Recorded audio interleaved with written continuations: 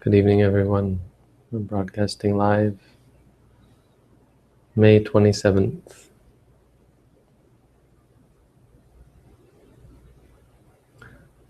Today's quote is about the Buddha, about how radiant and clear is his complexion. Just as a trinket of red gold shines and glitters, so too the good Gautama's senses are calmed, and his complexion is clear and radiant.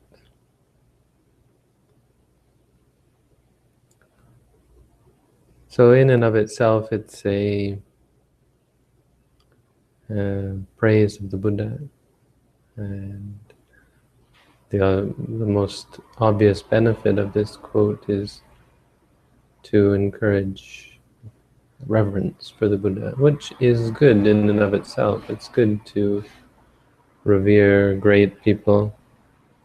It's good to respect them. It's good even, to potentially bow down before the Buddha, which is a common thing for Buddhists to do. These are good things. They cultivate humility, respect, reverence, appreciation. They help you take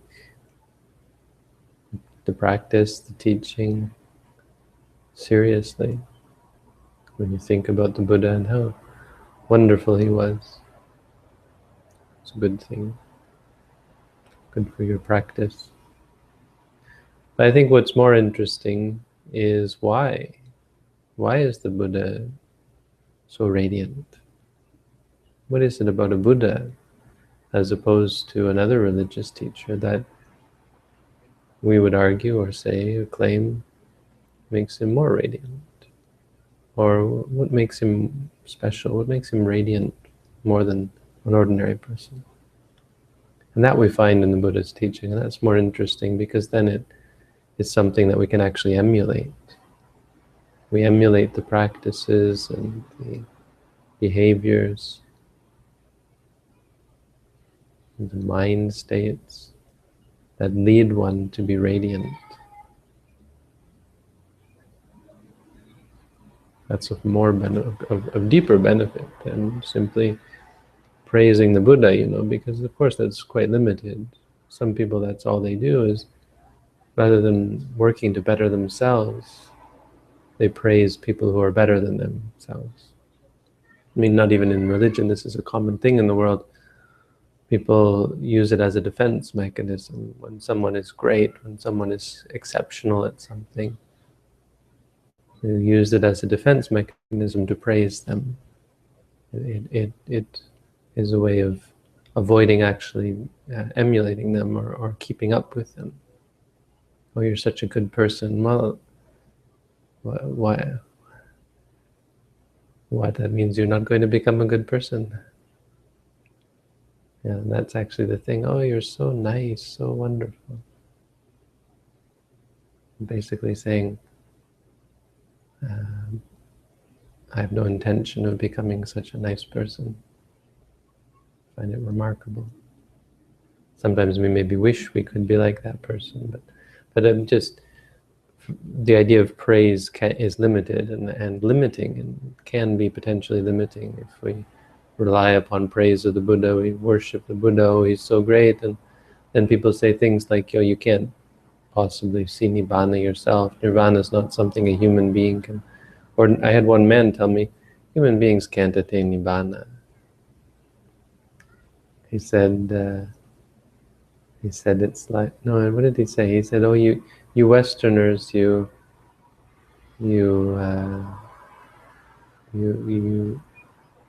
look at the moon and you think to go to the moon. And I said, well, we did actually go to the moon. Yeah, anyway. The idea is to emulate, not simply revere the Buddha. Emulate the enlightened ones. And the Buddha said, if you want to respect the Buddha, what's the greatest respect is to practice his teachings. So what are these great teachings that lead one to be radiant? The one that's most directly related to radiance and to this clear complexion is staying in the present moment. Of course, that describes very much the core practice of insight meditation, but this description of being rooted in the present moment. And he uses language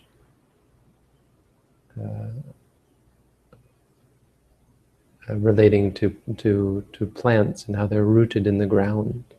So he talks about grass, how when you cut grass, it gets cut off from its source of energy and withers up and dies. And likewise, this is a very apt analogy, because likewise, the mind that's caught up in the past or the future gets cut off from reality. It loses its energy and it withers up, dries up. So people who are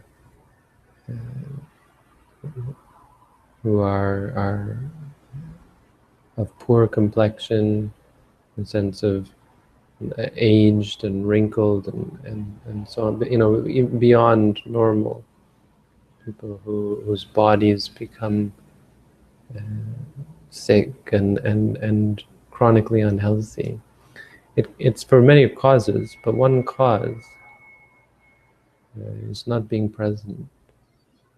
You know, the Buddha was asked, how is it that these monks who only eat one meal a day, how can they be radiant? How can they look so healthy, so young, if they're not eating full meals? Sometimes they don't get much to eat.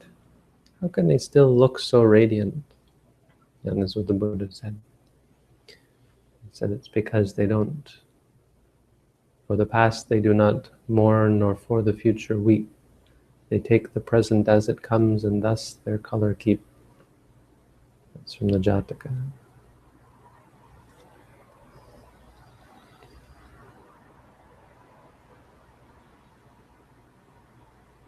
So everything that we experience occurs in the present moment. You don't have to go looking for it. You just have to remind yourself that you're here now. When you think about the past, remind yourself it's just a thought and it's present. When you worry about the future, remind yourself this is worry and this is thought. This is planning. This is remembering. Even remembering and planning, they all happen here and now. To remind yourself, otherwise you create the concept of future and past and you're lost. You're in the realm of concepts. You're no longer in the realm of reality. You create a new universe. It's not here and now. It's completely illusory. And you can feel the difference. You might argue, well, that's useful and so on. Argue as you may. We suffer from living in the past and the future. You can feel it viscerally. You lose energy, you're weighted down, you're tired, you get sick. All of our desires and aversions, they come from this realm of concepts. Reality is not clingable. If you're living in reality, there's no quality to it that is appealing or displeasing.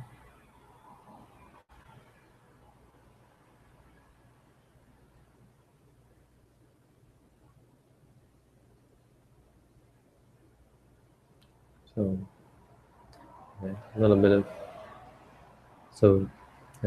we live in the present moment. This is what we try to do when we meditate. We try to just be here now, plain and simple. Not judge it, not react to it. It's not easy. It's building a new habit, so it takes training. It takes practice. But that's what we do. And then we shine as well. We become more radiant. So, a bit of Dhamma for today. Everybody's waving at me. these waves. Okay, we got a couple of questions here. Do you have to see impermanence, suffering, and non-self moment to moment, or does simply knowing and understanding impermanence, suffering, and non-self moment to moment satisfy the practice? Knowing and seeing are the same. Sounds like you're maybe referring to intellectual knowledge, theoretical knowledge. Like, hey, I was happy yesterday and I'm not happy today. That's impermanent, or something like that. Knowing and seeing, or knowing comes from seeing. When you see, you know. You know because you see. And it's not something you have to do, it's something that happens. What you have to do is be present, and be only present, and you'll see things arising and ceasing. They're impermanent, means they're not stable. They're dukkha, which means they're not satisfying. Because they're unstable, you can't claim that that's a cause of happiness. Like that's going to satisfy you. And you can't control them. They don't belong to you, they don't have any entity of their own. They're ephemeral, they arise and they cease. Once you understand and know suffering, impermanence, and non-self, what is the next part of the practice, meditation? It only takes a moment. If you have one moment of pure understanding of impermanence or suffering or non-self, one or the other, you'll see it clearly, so clearly. The next moment is the cessation, nibbana. So there isn't really a next step. The next step happens by itself. Is it natural for fear to arise at times one sees non-control?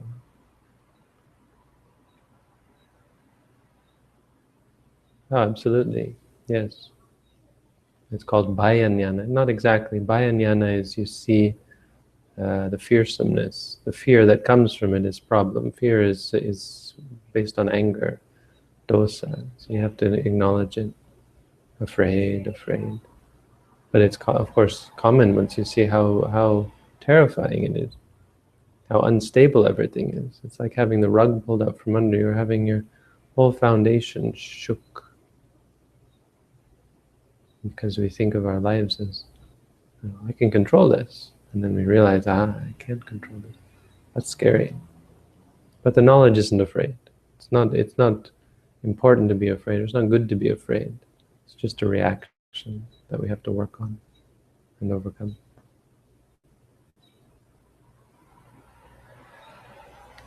When an unenlightened person notes seeing as seeing, hearing as hearing, is it still karma? Yes, it's kusala karma. Kusala karma.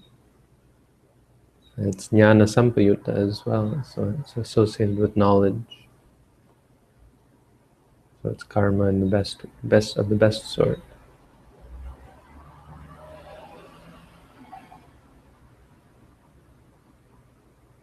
It's karma that gets you closer to seeing the truth and letting go, and realizing nibbana. What is the role of prayer in spiritual practice? Well, if you're praying to another being, that's delusion. That's what role it has. But if you're making a determination for something, may this happen, may that happen, that's a good way of setting yourself. And it's also, it actually changes the universe. It changes your mind, it changes your surroundings. If you have a very strong mind, you can actually change things with your determination. May it be thus, may it be thus, may it not be thus. You can actually affect the universe. This is how some meditation practices, they actually practice to manifest things, like may I be rich, may I be this or that. Of course we don't do that, but they seem to have some results in getting what they want through the power of the mind, the power of determination. So making a wish, may I be happy, may other beings be happy, my parents be happy, can really affect them. It can change reality if you have a strong enough determination. So we call it determination, adhitthana.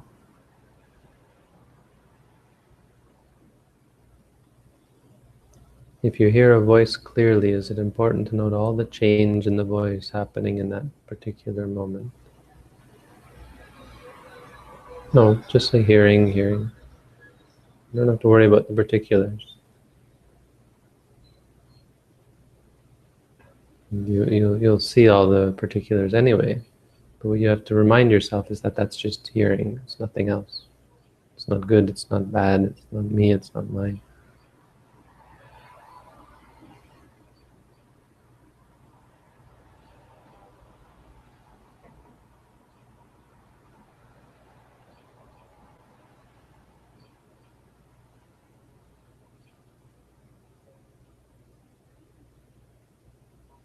A good number of people tonight. Most of you are green, which is good. Green means you've meditated recently. Appreciate that.